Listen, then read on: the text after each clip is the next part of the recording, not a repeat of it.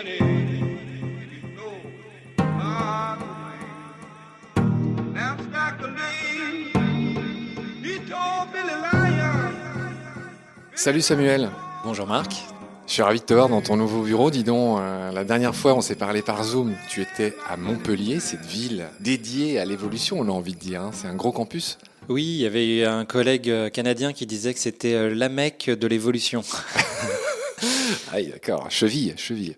Donc Samuel, on va passer vite sur tes aléas personnels. Tu es ce spécialiste des virus, tu t'es beaucoup exprimé sur beaucoup de télé, beaucoup de radio. On te sollicite encore beaucoup aujourd'hui à propos du Covid, puisque tu es un spécialiste de l'évolution, et notamment de l'évolution des virus. On avait fait 4 belles émissions dans Baleine sous Gravillon. Et je dois avouer qu'en fait, je t'ai appelé récemment, je t'ai dit... Enfin, j'avais un très bon souvenir de notre émission. J'avais pas de sujet précis à te proposer. Et c'est un des rares cas où l'invité est venu avant le sujet. C'est-à-dire que je me suis dit, tiens, j'ai envie de le revoir, j'ai envie d'entendre sa voix, j'ai envie d'entendre son analyse. Et je me suis dit, bah, tiens, on va faire un petit point route sur le Covid et tous ces variants, Mu, Delta, etc. Et voilà. Et tu m'as appris que maintenant, tu habitais à Paris. Donc, je suis en face de toi, au Collège de France, s'il vous plaît. On a croisé Jean-Jacques Hublin tout à l'heure. Rappelle-nous ce qu'il fait. Il est professeur, il détient la chaire d'évolution humaine. Il a découvert par exemple une nouvelle espèce du genre Homo sur le terrain. Donc Rien de moins. voilà, rien de moins. On est bien entouré ici. Quelle espèce de genre Homo? C'est Denisova? Non, c'est pas le Denisova. Alors là, Tu l'as plus. j'ai pas révisé. Tu seras sévèrement châtié.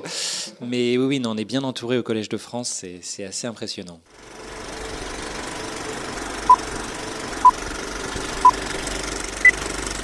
Alors après notre entrevue, je suis allé vérifier qui était Jean-Jacques Hublin, qu'un si joli hasard de fin d'été avait mis sur ma route. Et j'avoue que ça valait le détour.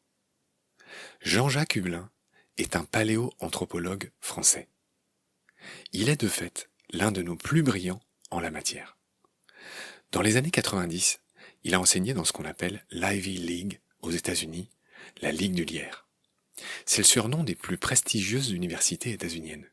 Berkeley, Harvard, Stanford. Et leurs bâtiments sont recouverts de lierre, ce qui explique au passage leur vénérable surnom. Depuis 2004, Jean-Jacques Hublin est directeur du département Évolution de l'homme de l'Institut Max Planck d'anthropologie évolutionniste à Leipzig, en Allemagne. Une université a priori dépourvue de lierre, où il dirige une équipe d'une quinzaine de chercheurs. Il est aussi professeur au Collège de France depuis 2014, où il est titulaire de la chaire de paléoanthropologie. Et c'est très grand, le Collège de France, place Marcellin Berthelot dans le centre de Paris, juste à côté de la Sorbonne. Et c'est donc là que je l'ai croisé dans un couloir, quand Samuel est venu me chercher. La sérendipité, c'est quand même quelque chose, vous en conviendrez. Bref, si Jean-Jacques nous entend, je l'invite humblement dans Baleine sous Gravillon pour parler d'évolution du genre Homo. Le plus grand fait d'armes de Jean-Jacques Hublin, contrairement à ce que dit Samuel, n'est pas la découverte d'une nouvelle espèce humaine, le Graal en la matière. Jean-Jacques Hublin a cependant fait une trouvaille extraordinaire. En 2017, il a mis au jour, au Maroc, les plus anciens fossiles d'Homo sapiens connus à ce jour, qui sont datés d'environ 300 000 ans. Et cette découverte des plus vieux restes de nos ancêtres modifie profondément les hypothèses admises sur l'émergence de notre espèce, ce que retrace un beau documentaire diffusé sur Arte en 2020. Jean-Jacques Hublin estime qu'Homo sapiens ne descend probablement pas d'Homo rhodesiensis, un Homo africain, contrairement à ce qui avait été admis jusqu'alors. De fait, il réfute l'idée qu'Homo sapiens serait issu d'un groupe humain précis ou d'une région particulière de l'Afrique. Pour lui, le chemin évolutif a associé depuis au moins 300 000 ans l'ensemble des populations du continent africain, qui reste le berceau du genre Homo, ça c'est pas remis en question, mais qui aurait juste été le théâtre d'un plus grand brassage, si j'ai bien compris. Parmi les avantages compétitifs ayant assuré le succès de l'homme moderne face aux autres espèces humaines, Jean-Jacques Hublin met en avant sa très grande capacité à socialiser, ce qu'a bien relevé Yuval Harari d'ailleurs dans son beau livre Sapiens, dont je vous ai déjà parlé dans Baleine sous Gravillon. Et c'est ça qui aurait permis à Homo sapiens de constituer les groupes les plus nombreux et les plus solidaires, et donc au final de conquérir la planète. À propos d'Israéliens, et pour finir cette parenthèse sérendipitesque, 2 équipes internationales ont publié chacune la découverte d'une nouvelle espèce humaine datant d'environ 140 000 ans.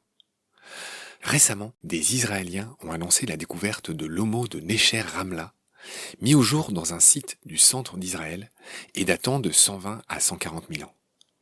Ils y voient un ancêtre de Néandertal et des vieux homo asiatiques. Quasiment au même moment, d'autres chercheurs chinois ont découvert à Harbin, en Chine du Nord, un homo longi âgé de quelques 150 000 ans. Et eux, y voient l'origine de l'homo sapiens, rien de moins.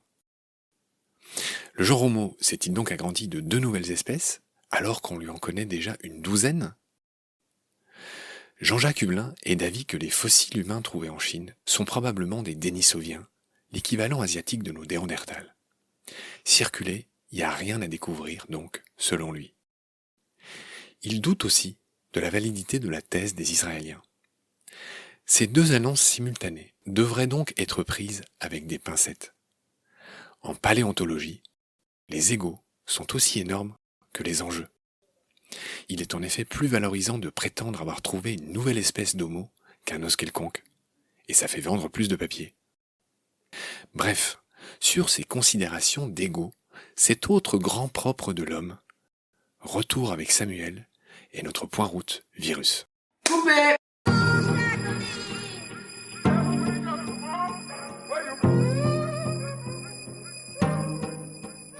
J'avais envie d'avoir ton point de vue sur tous ces variants. Bon, il y a le delta, puis maintenant il y a ce petit nouveau qu'on appelle mu.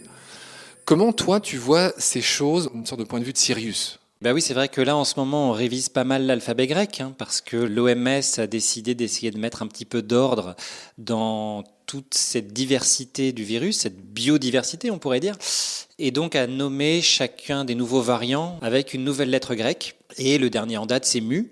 Et ce mu, en fait, ça nous rappelle ce qui est une évidence. Les êtres vivants, alors il y a tout un débat pour savoir si les virus sont des êtres vivants, mais en tout cas, comme tous les êtres vivants, les virus évoluent. Leurs descendants sont toujours un petit peu différents. Et du coup, les virus qui circulent aujourd'hui ne sont pas exactement les mêmes que les virus qui circulaient l'année dernière.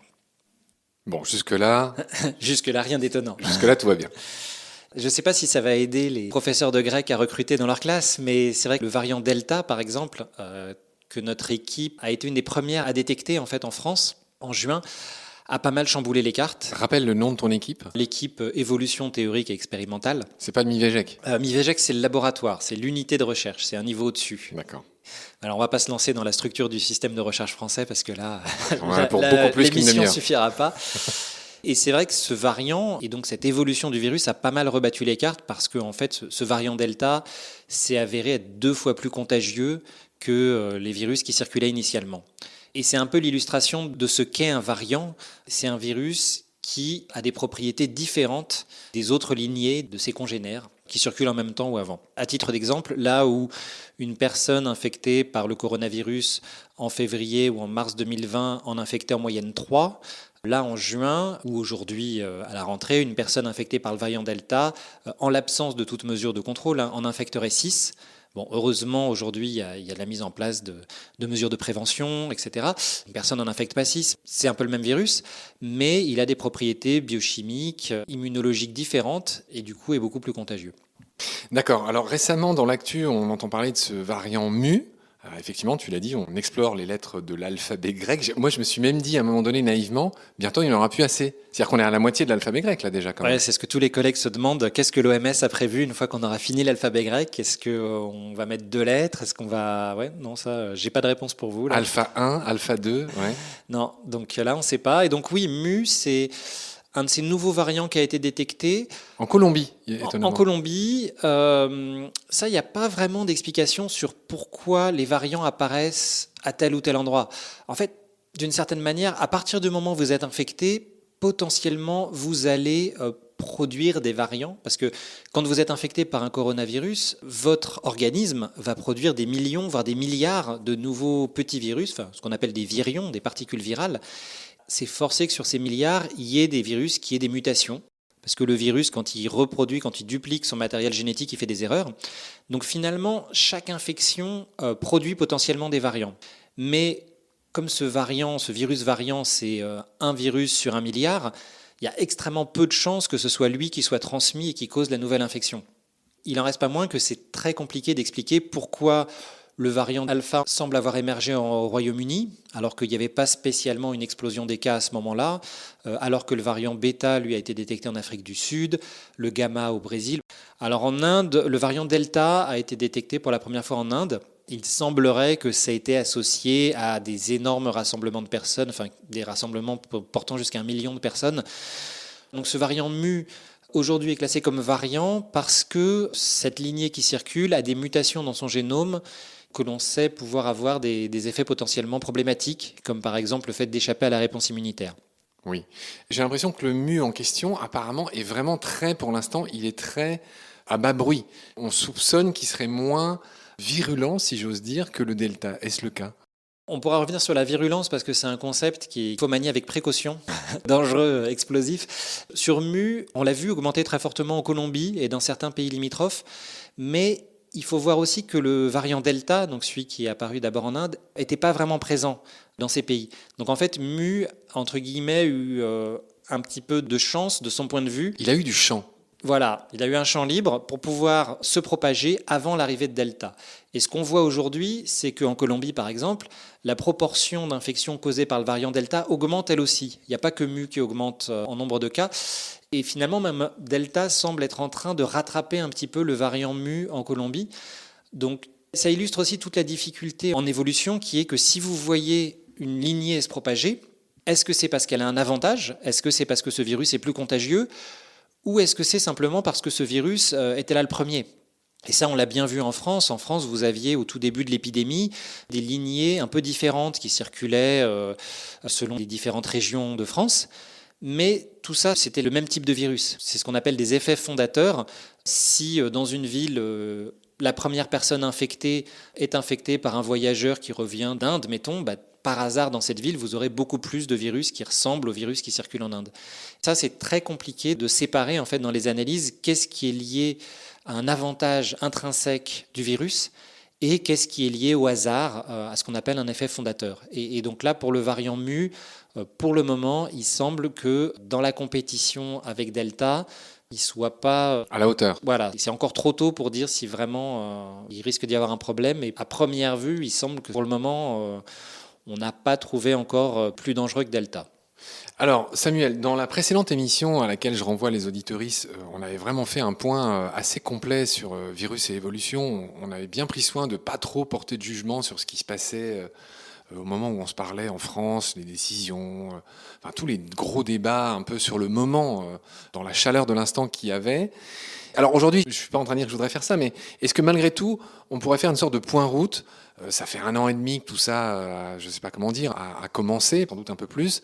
Quel regard tu portes sur la situation en France par rapport aux pays voisins, par rapport aux autres pays dans le monde ? Un regard de scientifique, j'entends, c'est-à-dire pas un regard de militant. Quand on analyse les situations des différents pays, ce dont on s'aperçoit en gros, c'est qu'il n'y a pas de réponse miracle. C'est-à-dire que quel que soit le pays que vous prenez, il y aura des choses à redire. Après, il y aura plus ou moins de choses à redire. L'autre chose, c'est que c'est très compliqué de comparer 2 pays parce qu'il faut une très bonne connaissance de l'épidémie dans chacun des pays. Même pour comprendre l'épidémie française, d'une certaine manière, il faut aussi assez bien comprendre les disparités entre régions. Alors tu me fais pour l'instant une réponse de Normand, très bien, on va te travailler un peu plus au corps. Quid de tous ces pays qui avaient été loués pour leur réponse ? Je pense à l'Australie, je pense à ces pays asiatiques, il me semble que le Vietnam avait été encensé. Qu'en est-il aujourd'hui ? Tu as l'air de dire que tout ça, finalement, s'équilibre un peu. Est-ce que c'est le cas ? Non, alors bon, il y a plusieurs enseignements qu'on a tirés. En gros, si aujourd'hui, il fallait redéfinir la politique, les enseignements qu'on a aujourd'hui, c'est qu'en gros, la stratégie optimale, entre guillemets, ça aurait été de, en début d'épidémie, réagir le plus tôt et le plus fort possible pour, en gros, limiter le plus possible les transmissions. C'est-à-dire confinement directement, sans voilà, hésiter. Très tôt, parce qu'en fait, plus vous réagissez tôt, plus les mesures sont efficaces et moins vous avez besoin de les mettre en place longtemps. C'est ce qu'on a vu, tu parlais de l'Australie, la Nouvelle-Zélande, avant l'arrivée de Delta, qui encore une fois a pas mal changé les choses. Quand ils faisaient des confinements, c'était des confinements relativement localisés et sur des périodes d'1 ou 2 semaines. Et ça, aujourd'hui, le fait d'être très réactif, en tapant tôt très fort sur l'épidémie, c'est ce qui semble minimiser le nombre de morts, minimiser les coûts économiques et même au niveau démocratique. Enfin, il y a pas mal d'études là-dessus. Tu viens d'enfoncer une porte ouverte. C'est évident. Enfin, plus tu prends des mesures tôt, plus c'est efficace, évidemment. Oui, enfin, c'est efficace, je sais pas. Après, on se demande si certaines personnes s'en rendent compte. On pourra revenir sur la situation française. Donc, juste pour la stratégie, ce qui aurait été le mieux, on pense, c'est de contrôler tôt et, dès que les vaccins étaient disponibles, d'aller vers une couverture vaccinale la plus forte possible. Et c'est là où les pays comme le Vietnam, notamment pour des raisons économiques, ou même la Nouvelle-Zélande ou l'Australie, qui n'ont pas atteint des couvertures vaccinales très élevés comparés à des pays d'Europe comme la France ou le Danemark, se sont retrouvés un peu à la merci de ce variant Delta qui est tellement contagieux que ça devient compliqué en fait d'avoir une stratégie de confinement localisé pour le contenir. Donc oui, sur le fait de contrôler tôt, donc sur la stratégie française la stratégie française a consisté plus ou moins à utiliser les hôpitaux comme variable d'ajustement, c'est-à-dire que le critère principal, c'était la saturation des lits en réanimation. L'idée était de ne pas réagir de manière trop forte tant que les hôpitaux pouvaient encaisser, en gros. On a essayé de le chiffrer dans notre équipe, notamment au début 2021, où là, je ne sais pas si vous vous souvenez, mais en fait, l'émergence du variant alpha, donc celui qui a émergé au Royaume-Uni, a pas mal rebattu les cartes parce qu'il était aussi plus transmissible. Et fin janvier, début février, en gros, c'était sûr que ce qui avait été mis en place au début de l'année, le couvre-feu à 18h, n'allait pas suffire pour contenir la vague du variant alpha. Donc ça, on le savait, fin janvier, début février.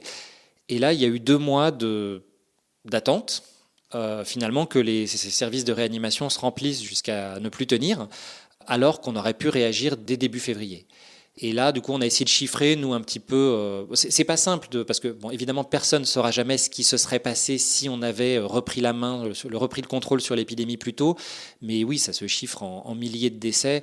Et en plus, il faut voir que ce qu'a montré le début de l'année en France, c'est que contenir une épidémie, c'est très compliqué. Il fallait un confinement à 18h, ce qui était extrêmement lourd, extrêmement violent pour une partie de la population. Et puis les Français sont des Gaulois rétifs. Et on voit bien ce qui se passe avec la vaccination. Pas tellement en fait. Les Français, oui, au vu de la durée pendant laquelle ces contraintes ont été imposées et de leur effet sur la vie quotidienne, justement, les Français ont été plutôt très complaisants, ont vraiment bien suivi. Et là, il faut voir la couverture vaccinale, c'est une des plus hautes en Europe aussi. C'est vrai que il y a une médiatisation très forte sur les anti-vaccins, mais je pense qu'il serait réducteur d'expliquer la proportion de personnes non vaccinées par un mouvement anti-vaccin. Il y a aussi tout ce qui sont les inégalités d'accès à la santé. On a beaucoup investi avec retard sur les vaccinodromes pour vacciner en masse, après avoir dit qu'on ne le ferait pas. Et ça a permis d'atteindre les pourcentages qu'on a aujourd'hui. Qui sont, rappelle-le au passage. Qui sont de l'ordre de 60% de la population totale française vaccinée complètement. Le Danemark fait un peu mieux, mais 60% de la population totale, il faut voir que sur la population, il y a aussi tous les enfants, donc 60% de la population totale, On est un peu dans les clous du reste de l'Union européenne. Oui, on est même plutôt dans la fourchette haute de l'Union européenne. Mais c'est vrai que là où le bas blesse peut-être, c'est pour augmenter ce pourcentage, pour aller toucher ceux qui ont plus de difficultés à accéder à la santé. Le simple fait déjà de se connecter sur Internet pour prendre son rendez-vous, etc. Donc oui, en tout cas sur la France, pour clôturer là-dessus, ce qu'on a vu à partir du mois d'août de l'année dernière, où le Conseil scientifique avait alerté sur la circulation du virus, finalement, c'est une approche assez attentiste. En fait, en voulant éviter à tout prix le confinement, se retrouver finalement à devoir mettre en place des confinements nationaux relativement longs. Donc, la question que j'avais posée initialement, je pensais que tu me citerais 2-3 pays qui ont été particulièrement vertueux dans leur gestion de cette crise. Qu'en est-il ? Est-ce que malgré tout, aujourd'hui, il y a des exemples que tu souhaiterais donner ? Alors, on a vu que la France avait un peu rattrapé son retard, ok. Oui, chaque pays a des spécificités. Il y a un facteur hasard aussi qui est assez important. Par exemple, le fait que l'Italie ait été touchée en première, l'Italie a souffert énormément, mais c'est juste que l'épidémie a décollé par hasard là-bas plus vite. Le Royaume-Uni a mis en place une surveillance épidémique et génétique qui est une des meilleures au monde. Et ils ont quand même pris de plein fouet la vague du variant alpha, parce que ça a démarré là par hasard. Et ensuite, ce que font les politiques de tous ces conseils de scientifiques et de santé publique.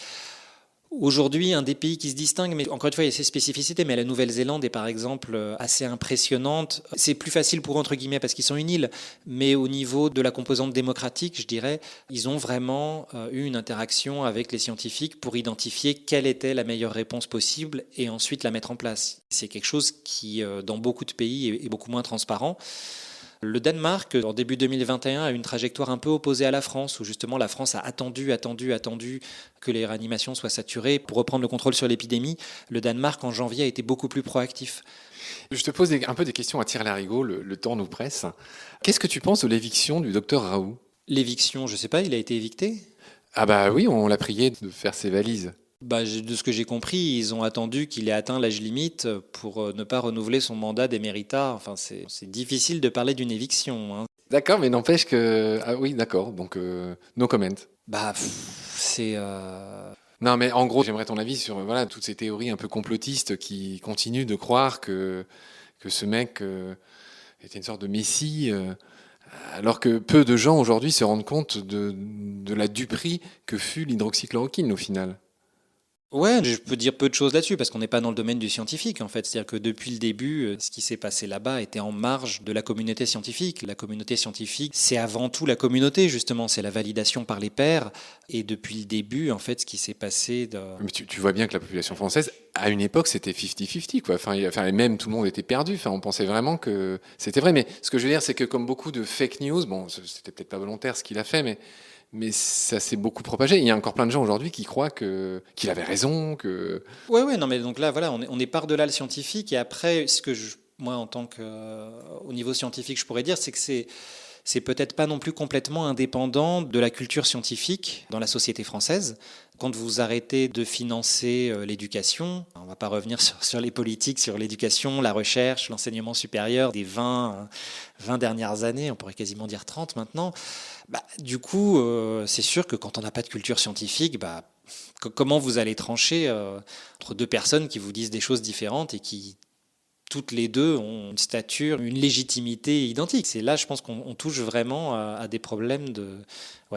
Mais je ne veux pas insister, mais moi, ce qui m'étonne, c'est que, par exemple, le confrère Nicolas Martin, tu sais, de France Culture, il a eu le prix du meilleur journaliste, je ne sais plus si c'est scientifique ou tout court, je crois que c'était en 2021, alors qu'il a été traîné dans la boue parce que, justement, il répétait à l'envi que, étude à l'appui, non, l'hydroxychloroquine n'apportait rien, en fait.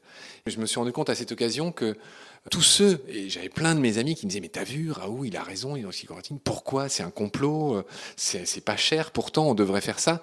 Et tous ceux qui disaient ça à l'époque, j'ai l'impression que ce fake n'a jamais été clairement établi dans la population. Je te parle pas de... Oui, non, c'est là où je dis c'est d'une certaine manière indépendant de nous. Pour expliquer peut-être pourquoi pour certains je risque d'apparaître frigide, mais quand on se place au niveau scientifique, justement l'hydroxychloroquine est un assez bon exemple parce que oui, il semblait assez vite que l'étude de Marseille tenait pas, enfin il n'y avait pas de statistiques, donc voilà. D'autres études semblaient assez vite aller dans la direction pointant du fait que ça ne marchait pas. Mais certains collègues ou chroniqueurs ou autres se sont emparés de ça en tordant le bâton dans l'autre sens, en disant « voyez, il est évident que ça ne marche pas ». Et ça a culminé avec l'étude du Lancet. Le Lancet, qui est un grand journal médical, a publié une étude qui était elle-même bâclée. Qui était frauduleuse, en fait. C'est-à-dire les gars avaient inventé une base de données qui n'existait pas, mais ça allait dans le sens du vent, en fait. Et comment dire, pour démontrer scientifiquement que l'hydroxychloroquine ne marche pas, c'est compliqué. C'est-à-dire on peut avoir, nous ce qu'on peut dire, c'est qu'assez vite, il semble qu'il y ait des choses plus prometteuses à tester. Démontrer que ça ne marche pas, c'est un travail plus long. Et ça, c'est quelque chose qu'on retrouve et qu'on essaye, nous, en tant que scientifiques, d'éviter. On voit la même chose sur la vaccination, c'est-à-dire la vaccination marche très bien, c'est sûr, et il faut vacciner.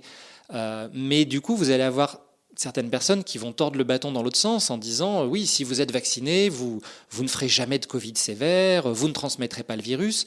Non, c'est pas aussi simple. C'est-à-dire que l'efficacité vaccinale contre les formes sévères, c'est entre 85 et 95%. Vous pouvez potentiellement être réinfecté, même si vous ne ferez pas de forme sévère. Et on pense que c'est de l'ordre de 50% les réinfections. Donc voilà, la science dit ce qu'elle dit. C'est un travail de communauté scientifique.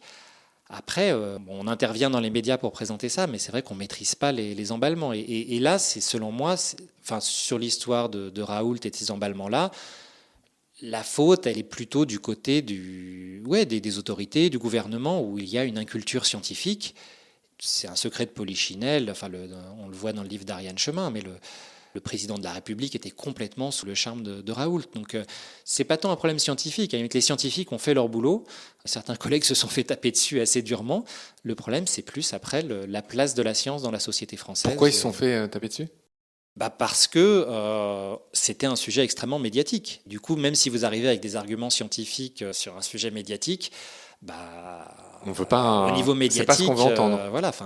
Il y en a quand même eu des ministres qui sont allés dire devant l'Assemblée que le Conseil scientifique leur avait dit que les masques ne servaient à rien, alors que dans le premier rapport du Conseil scientifique, il est recommandé de distribuer des masques. Donc on est dans un monde différent. Oui, tu ne portes pas les politiques dans ton cœur. En tout cas, il est bon de noter leurs manquements. Ça, c'est clair pour tout le monde.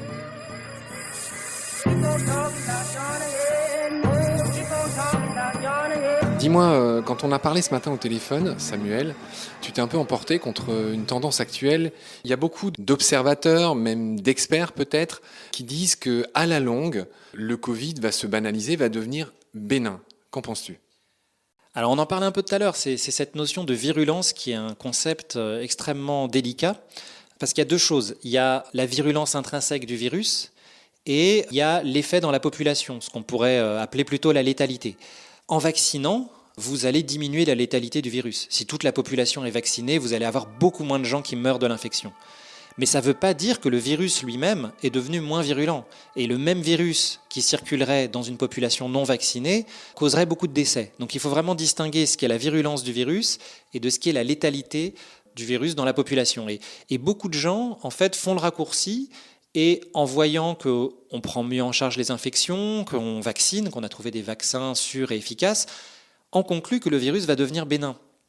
Malheureusement, ce n'est pas aussi simple. Et donc, d'une part, il y a tout cet enjeu des inégalités vaccinales. Tu m'as cité le sida. On avait pensé la même chose sur le VIH, le virus qui cause le sida. Beaucoup de gens pensaient que ce virus allait devenir moins virulent. C'est quelque chose qui traîne depuis la fin du 19e siècle, qui n'est pas aberrant, mais c'est l'idée intuitive qu'on en a parlé, je crois, à la précédente émission. Pour un virus, tuer son hôte, c'est tuer la poule aux œufs d'or, parce que pour le coronavirus, si l'hôte est mort, il ne se transmet plus. Donc beaucoup de gens pensent que puisque le virus, ce n'est pas dans son intérêt de tuer son hôte, il va évoluer. Voilà le raisonnement très finaliste, comme si le virus décidait quelque chose. Donc non, malheureusement, ce n'est pas aussi simple. Et en fait, on connaît assez peu d'exemples de virus ou de bactéries pathogènes chez l'homme qui soient devenus moins virulents. Le VIH, on pense que sa virulence a plutôt augmenté.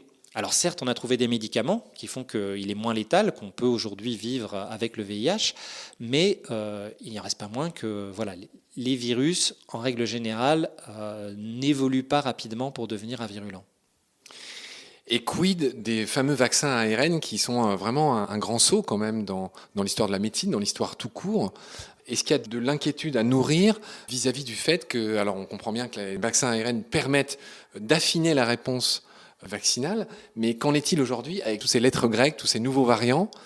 Est-ce que ça va suivre ? Comment tu vois les choses par rapport à ça, la fameuse course de la Reine Rouge dont on parlait aussi. Oui, non, c'est sûr que du point de vue du virus, se propager dans une population immunisée, parce qu'en fait, l'immunité vaccinale, elle n'est pas très différente de l'immunité naturelle. Donc c'est du point de vue du virus, tout ça, c'est un peu une même problématique.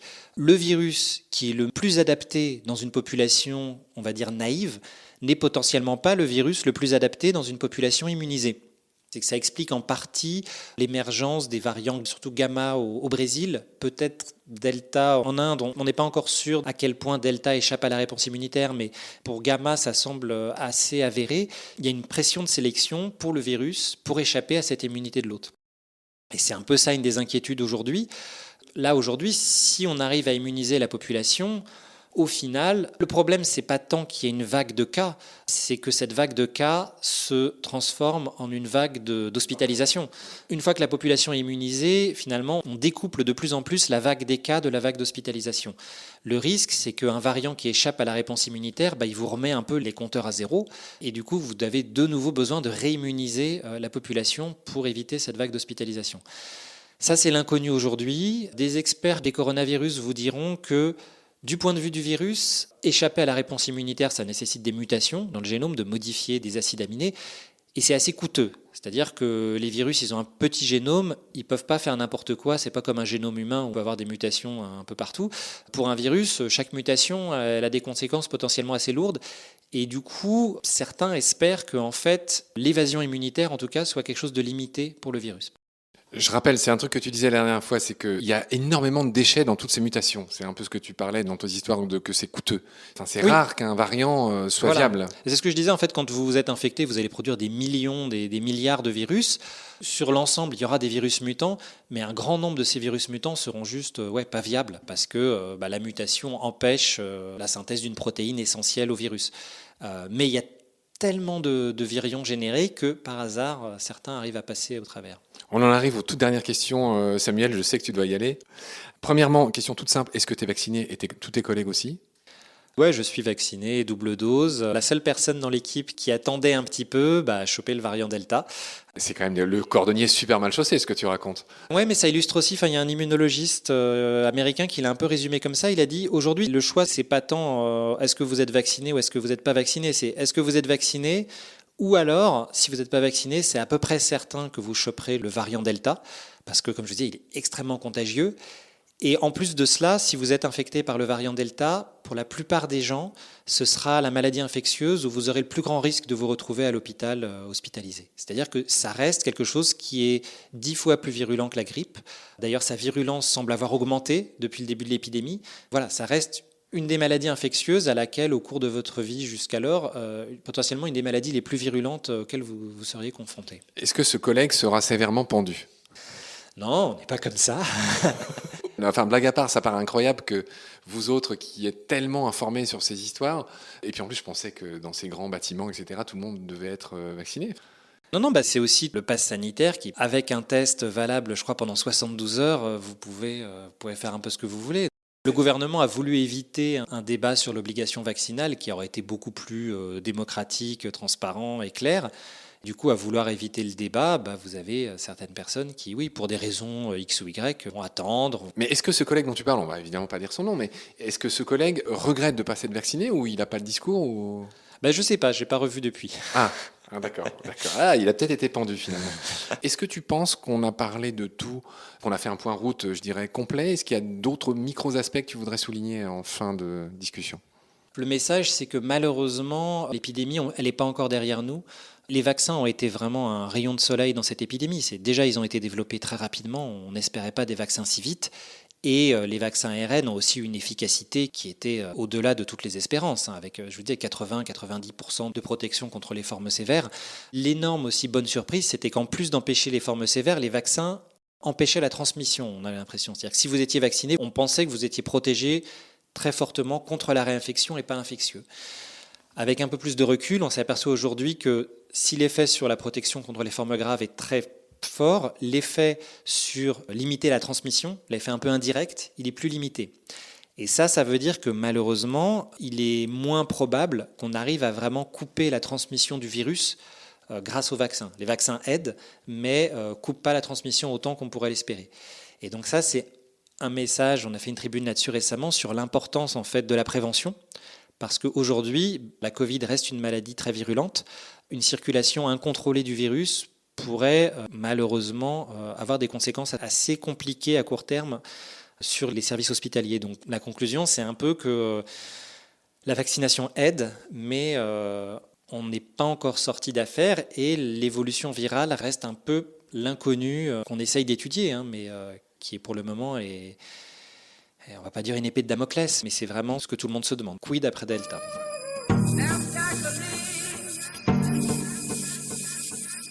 Alors justement, c'est ma toute dernière question, Samuel, réponse très rapide. Nous sommes le vendredi 3 septembre. Grosso modo, tu vas pas aimer cette question, mais tu penses qu'on revivra normalement, il faudrait s'entendre sur ce que veut dire normalement, que tout ça sera derrière nous dans combien de temps? Dans combien de mois? Dans combien d'années? Quelle est ton estimation grossière? Avant l'évolution du variant Delta, on aurait dit que 2022, les signaux semblaient verts.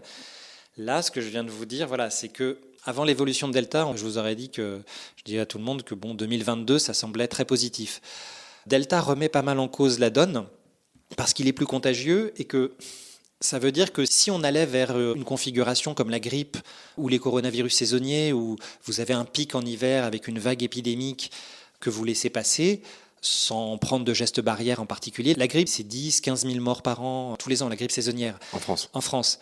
La Covid, c'est quelque chose qui est beaucoup plus virulent que la grippe. Combien ? Par infection, le risque est à peu près 10 fois supérieur d'être hospitalisé que pour la grippe. Tu peux rappeler combien il y a eu de morts depuis le début ? En France, on a dépassé les 100 000 Voilà. décès sur l'épidémie, qui est un chiffre, voilà, malgré tous les confinements. Et Il y en a qui diront que ça équivaut à quelques années de grippe. Mais sauf que c'est comme un an. ça ouais. équivaut à 10 années de grippe, quoi. 10 années de grippe en un an, avec 3 confinements surtout. C'est-à-dire que la grippe, on a ces morts-là, mais il n'y a à peu près aucun geste barrière, aucune mesure de prévention de la grippe. Et d'ailleurs, on le voit, il n'y a pas eu de grippe en fait l'année dernière grâce aux gestes barrières. Donc là, actuellement, c'est vrai, il ne faut peut-être pas discuter avec moi parce que, en fait, à être trop le nez dans le guidon, on en devient un peu déprimant. C'est pour ça que plus personne vient nous voir. Mais, Si, tu vois, moi je suis venu. voilà, est-ce qu'on pourra revivre comme avant ? On a fait une tribune récemment qui a été publiée dans le Figaro, qui en voulait bien, où on identifie quelques pistes. On ne reviendra jamais à une absence totale de prévention contre les maladies respiratoires. C'est-à-dire qu'il y aura des investissements pour la ventilation, pour l'aération, qui vont se mettre en place, qui bénéficieront aussi pour toutes les infections respiratoires. Mais j'ose espérer qu'on ne reviendra jamais à une absence de prévention qui était celle qu'il y avait en 2019. Donc tout ce volet prévention, je pense, restera et je pense qu'il faut qu'il reste. En fait, c'est quelque chose où on ne veut pas revenir à cette absence de prévention qu'il y avait avant. Et en plus du volet de prévention, la question c'est de savoir s'il va falloir redimensionner les services hospitaliers pour qu'ils puissent faire face à un afflux saisonnier. Soudain. Voilà, comme il y a pour la grippe en fait, parce que là actuellement, il semble, c'est extrêmement délicat à anticiper, mais aujourd'hui, ce serait très compliqué pour les services hospitaliers de gérer à la fois une grippe saisonnière et un Covid saisonnier. Et bon, après, il y a aussi tout ce qui est l'investissement dans la recherche, les traitements, la France là-dessus, on pourra conclure là-dessus boutique, mais le financement de la recherche, quand on liste les pays qui ont contribué au développement des vaccins, la France n'apparaît pas dans les 15 premiers pays. L'Espagne est 11e, l'Allemagne 2e, la France n'apparaît même pas. Je t'avais demandé une réponse toute simple. Une année, un horizon, tu ne me l'as pas donné. J'ai pas donné et je pense que, ce que je disais sur la prévention, je pense qu'il ne faut pas qu'on revienne, on part sur les versants plus politiques, sur le monde d'après, mais je pense qu'il y avait plein de choses qui ne fonctionnaient pas dans le monde pré-Covid, au niveau politique, mais au niveau de la santé publique, sur la prévention, je pense qu'il ne faudrait pas, pour peut-être répondre plus clairement à la question, il ne faudrait pas revenir à ce monde d'avant. En tout cas, sur la prévention en santé publique, clairement, il y a des enseignements qui doivent être tirés. D'accord, Samuel. Bon, je n'aurai pas eu de réponse à cette question-là, mais on en a eu à toutes les autres, donc je suis content. Je te remercie beaucoup. Je te dis salut, à la prochaine. On refera un point à l'occasion, peut-être sur d'autres choses. J'espère sur autre chose que le SARS-CoV-2. Oui, c'est con, tu aurais voulu t'exprimer sur le célacanthe dont on a parlé avec Laurent Balesta. Apparemment, non, là c'est... tu as dit qu'il y avait un hoax, qu'il y avait... C'est une histoire connue, mais bon, on en parlera une autre fois. On en parlera une autre fois. Pour les auditeurs. En effet, très bien. Merci Samuel, prends soin de toi. À bientôt. Merci Marc, à la prochaine.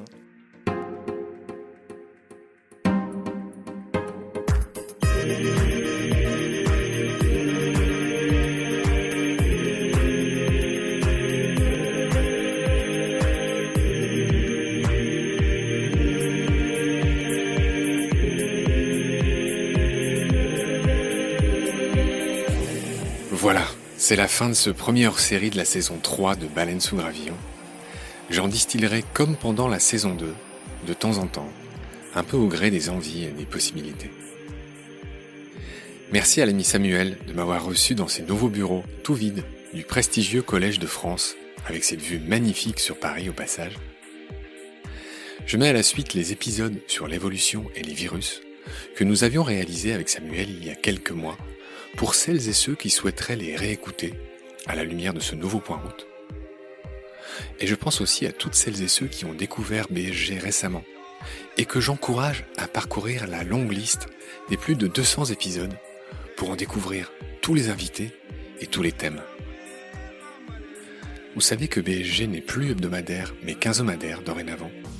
Les nouveaux épisodes sortent désormais 2 fois par mois, mais pas d'inquiétude, nous proposerons des rediffusions les semaines sans, des semaines où, par ailleurs, je vous encourage fortement à aller découvrir notre nouveau podcast Combat, un des 3 petits frères de Baleine sous gravillon, où je reçois les défenseurs du vivant, tous les 15 jours aussi, en alternance avec BSG. Ce mercredi, je recevrai par exemple Christine Grandjean, de l'association Cétacé, qui veut libérer les cétacés des delphinariums où ils sont réduits à l'état d'esclaves et de pompes afriques dans de petits bassins chlorés. Merci à toute l'équipe de Baleines sous Gravillon et bienvenue aux nouveaux, aux rookies. Je pense à Manon Villa, alias Kakapo, la nouvelle rédactrice en chef, qui écrit beaucoup d'articles sur le site de Baleines sous Gravillon, sur Facebook, LinkedIn et Instagram. Et les Le Saviez-vous d'Instagram. Autant d'articles passionnants que je vous invite à découvrir. C'est en accès gratuit, comme tout ce que nous faisons. Je remercie aussi l'excellent photographe Éric Renfant, alias Harpy Féroce, de l'équipe Nettoyeur. Céline Condachou, alias Tardigrade, nettoyeuse aussi. Je vous rappelle que tous les épisodes que vous écoutez passent beaucoup de temps à être nettoyés de toutes les erreurs, les hésitations, les sons bizarres, et c'est à cette équipe de nettoyeurs que vous le devez. Je remercie Magali Boisvert, alias Toucantoko, rédactrice. Marion Dangin, alias Blaireau, rédactrice. Alicia Lesgoire, alias Vive, qui fait les merveilleux quiz sur notre compte Insta. Hubert Donte, alias Daddy Longlegs, alias Opilion, qui m'aide à trouver des partenaires financiers pour essayer de continuer à faire vivre Baleines sous Gravillon. Et sans eux, ça va être dur. Je salue et remercie notre célébrité Bill François, l'auteur de l'éloquence de la sardine et le gagnant du grand concours d'éloquence de France 2 en 2019, passionné de poissons et d'océans comme moi, et avec qui nous présentons Petit Poisson deviendra podcast chaque semaine. Je remercie Patricia Agosta, alias Poulpe, la maman de Lou, qui relie et aide à traduire en anglais toutes nos présentations de photographes animaliers exposées chaque semaine sur le compte Insta de Baleines sous Gravillon. Et je suis très fier d'annoncer l'arrivée en renfort de Racine Diaye, qui rejoint l'équipe des nettoyeurs et qui habite à Nouakchott, en Mauritanie, où il travaille comme ingénieur du son. Merci les amis pour votre aide à l'aube de cette saison 3. Je remercie aussi les vieux de la vieille de BSG, les piliers Ludivine de la Mare, alias Noctule, Lisa Coronini, la cheftaine du gang des nettoyeurs, Ulysse Rebaldi, alias Épaulard, et tous les autres qui me pardonneront de ne pas citer leur nom, mais que j'embrasse et remercie pour leur aide bénévole précieuse. Merci à Félix Labande, le Sud-Africain qui a composé la musique de ce générique. Le titre est Righteous Red Berets et elle vient de l'album Death Safari, sorti en 2015. Dernière info, je rejoindrai du 6 au 10 septembre le magazine So Good avec 3 autres podcasteurs et youtubeurs, dont Maxime Tuillier de Green Letter Club, Delphine Darmon, l'auteur de Demain n'attend pas, et Jeanne Kless de Basilic au congrès mondial de l'UICN, le congrès mondial de la biodiversité. Nous y diffuserons chaque jour, du lundi au jeudi, une émission de 30 minutes avec le magazine So Good du groupe SoPress, où nous recevrons des invités de ce grand rassemblement du vivant. Ce sera aussi l'occasion pour nous, à Baleines sous Gravillon, d'aller rencontrer, filmer et enregistrer beaucoup de gens, beaucoup de vidéos et d'interviews que vous écouterez dans nos podcasts et sur notre chaîne YouTube dans un proche avenir. Et je remercie à cette occasion notre équipière Manon de Ferrières, alias Hippopotame de Falaise, qui nous héberge pendant cette semaine de la biodiversité à Marseille. Celles et ceux qui voudraient venir nous faire un coucou sont bien sûr les bienvenus. Merci pour votre fidélité. Prenez soin de vous et de ce qu'il y a autour de vous. À bientôt. The colors, they don't see the colors. Why? All the armed robberies, all the murders. You get affirmative action, you know? What did you say? Wake up. Listen, it doesn't... I don't think it was me. I think it was poor old Uncle Bertie. Soft and lazy like meadow grass under floodwater.